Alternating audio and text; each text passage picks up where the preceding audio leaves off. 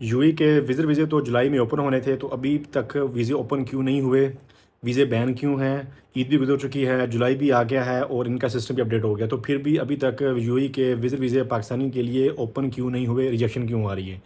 सबसे पहले आपको ये चीज़ समझनी पड़ेगी कि यूएई गवर्नमेंट ने कभी भी पाकिस्तानियों के वीज़े बैन नहीं किए। अगर आप उनकी ऑफिशियल वेबसाइट के ऊपर जाएँगे या अपन कॉल करके भी पूछेंगे, तो वो कभी भी आपको ये नहीं कहेंगे कि उन्होंने पाकिस्तानियों के वीज़े बैन किए हैं। क्योंकि जब कभी भी कोई भी गवर्नमेंट, अगर यूएई गवर्नमेंट पाकिस्तानी के वीज़े बैन करेगी, तो जब भी आपका ट्रैवल एजेंट आपका वीज़ा डालेगा, वो वीज़ा सबमिट ही नहीं होगा। लेकिन ये वीज़ा सबमिट भी हो रहा है, उसके ऊपर अप्रूवल भी आ रही है और रिजेक्शन भी आ रही है और डिले भी आ रहा है। लेकिन इसमें मोस्टली जो आ रही है वो रिजेक्शन आ रही है। तो रिजेक्शन की रीज़न क्या है? आप लोगों का मेन क्वेश्चन ये होना चाहिए कि रिजेक्शन क्यों आ रही है? क्योंकि वीज़े तो बैन नहीं है, ये चीज़ आप समझनी पड़ेगी आपको, वीज़ो बैन नहीं है। हाँ, अब डिस्कस करते हैं कि ये जो रिजेक्शन आ रही है, ये रिजेक्शन क्यों आ रही है? इसकी रीज़न क्या है? अच्छा, एक चीज़ समझ लें आप, दुबई के अंदर, यूएई के अंदर मोस्टली जो कम्युनिटी है, मोस्टली इंडियंस हैं, पाकिस्तानी हैं और बंगाली, जो कि स्किल्ड और अनस्किल्ड दोनों सेक्टर में जॉब कर रहे हैं। यूजुअली दुबई के अंदर यूएई का जो वीज़ा होता है, वो होता है टूरिस्ट के लिए। लेकिन हम लोगों ने क्या समझ लिया कि इसको हमने जॉब सीकर वीज़ा के तौर पर, मैं इसको समझ लिया, हम यहाँ पे आते हैं, इसको लेके यहाँ पे आकर जॉब बंद करते हैं। जब हमें इस ड्यूरेशन के अंदर 2 माह के अंदर जॉब नहीं मिलती, या तो हम इसको एक्सटेंड करवाते हैं या हम इस ओवरस्टे में स्टार्ट हो जाते होते हैं। क्योंकि यूएई के अंदर मोस्टली कंपनीज आपको क्या लारा देती हैं कि आप यहाँ पे जॉब करें, अब हम आपका वीज़ा प्रोसेस कर रहे हैं। लेकिन आप लोगों को नहीं पता होता है कंपनी के इंटरनल इश्यूज़, इंटरनल मामलात, कि आया कि कंपनी के पास कोटा है, नहीं है, कंपनी ने आपका वीज़ा अप्लाई किया है, नहीं किया, जस्ट आपको ये कहते हैं हम आपका वीज़ा अप्लाई कर रहे हैं। तो आप लोग बस इसी आस में बैठे रहते हैं और आप ओवरस्टे होना स्टार्ट हो जाते होते हैं, जिस तरह आपके फिर आपके ऊपर फाइन आना स्टार्ट हो जाता होता है। तो कुछ टाइम के बाद जब आप भी एग्ज़ास्ट होते हैं, आप बार-बार कंपनी से पूछते हैं, फिर कंपनी आपको सॉरी कर देती होती है, लेकिन तब तक आपके ऊपर फाइन अच्छा खासा आ चुका होता है। फिर या तो आपको आउट पास लेना पड़ेगा या आपको फाइन पे करना पड़ेगा, तभी जाके आपका न्यू वीज़ा प्रोसेस होगा, चाहे वो विज़िट वीज़ा होगा या एम्प्लॉयमेंट वीज़ा होगा। तो एक्चुअली सिनेरियो ये बनता है कि यहाँ पे लोग होते हैं ओवरस्टे आके। जब ओवरस्टे होते हैं तो ज़ाहिर बात है ये बैड इम्पैक्ट होता है उस कंट्री के ऊपर, जिस तरह से बाकी सारे लोग सफ़र करते हैं। दूसरी बात ये है कि यूएई गवर्नमेंट ने, मैंने आपको पहले वीडियो बना के बताई हुई थी कि यूएई गवर्नमेंट ने न्यू रूल्स इंप्लीमेंट किए हुए हैं। एक ये भी रीज़न है कि हम में से बहुत सारे लोग उन रूल्स को फॉलो नहीं कर रहे।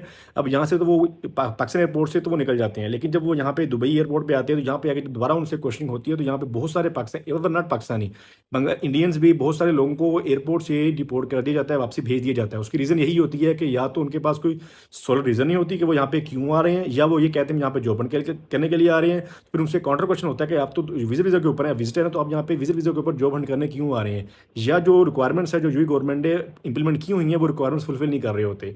तो ये कुछ सिनेरियोज़ हैं जिस वजह से वीज़ा रिजेक्ट हो रहे हैं, लेकिन वीज़ा बैन नहीं है, ये चीज़ आपको समझनी पड़ेगी। उम्मीद है इंशाल्लाह ये जो सिनेरियो क्रिएट हुआ, वह काफ़ी टाइम से ये सिनेरियो चल रहा है कि वीज़ा बैन है, लेकिन वीज़ा बैन नहीं है। इंशाल्लाह जल्दी ये वीज़ा ओपन हो जाएँगे, सब कुछ स्मूथ हो जाएगा। लेकिन हमें खुद ये चीज़ समझनी चाहिए कि जब भी हम किसी कंट्री में जाते हैं, तो हम वहाँ पे एज़ खुद इंडिविजुअली हम रिप्रेज़ेंट नहीं हो रहे होते, हम अपनी कंट्री को रिप्रेज़ेंट कर रहे होते हैं।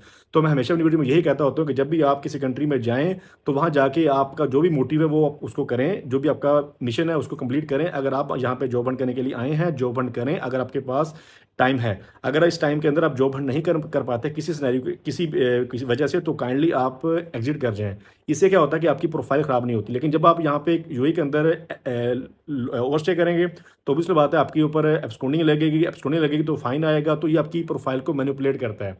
लेकिन अगर आप कल को आपका प्लान बनता है किसी अच्छी कंट्री में निकलने का, या आपको अपॉर्चुनिटी मिलती है किसी अच्छी कंट्री में निकलने की, तो आपसे फिर ये एक्सप्लेनेशन होगी, आपको देनी पड़ेगी कि यार आप उस कंट्री में ओवरस्टे क्यों हुए थे, आपके ऊपर सॉन्डिंग की थी। क्योंकि जब भी आप अपना पासपोर्ट नंबर डालेंगे इमिग्रेशन वाले, तो आपकी सारी ट्रैवल हिस्ट्री निकल आएगी कि इस बंदे के ऊपर किस कंट्री में बैन था, किस कंट्री में ये बंदा इलीगल था, तो ये सारा कुछ वहाँ पे निकल आता होता है। तो इसलिए मैं तो हमेशा आप लोगों को वीडियो में यही कहता होता हूँ कि जब भी आप यहाँ पे आएँ, अपने टाइम में रह के आप जॉब हंट करें। जॉब हंट नहीं होती, इसको एक्सटेंड करवा लें, रिन्यू करवा लें, नो प्रॉब्लम। लेकिन अगर आप रिन्यू नहीं करवाएँगे, ओवरस्टे होंगे, तो आप खुद की प्रोफाइल को मैनिपुलेट करेंगे। या तो आप एग्ज़िट कर जाएँ या आप उसको रिन्यू करवा लें। कंपनी आपको कभी भी कहे कि हम आपका वीज़ा प्रोसेस कर रहे हैं, हम आपका फाइन पे कर देंगे, तो कुछ टाइम देखें, 1 वीक, 2 वीक मैक्सिमम देखें, आप ओवरस्टे हो रहे हैं, फाइन आ रहा है। लेकिन उससे ज़्यादा आप काइंडली ओवरस्टे ना हो, क्योंकि कंपनी आपको बाद में सॉरी कर देगी अगर, तो फिर फाइन भी आपको खुद पे करना पड़ेगा, आपके ऊपर एब्सकॉन्डिंग भी आएगी, उसकी फीस भी आपको पे करनी पड़ेगी और आपकी प्रोफाइल भी खराब होगी।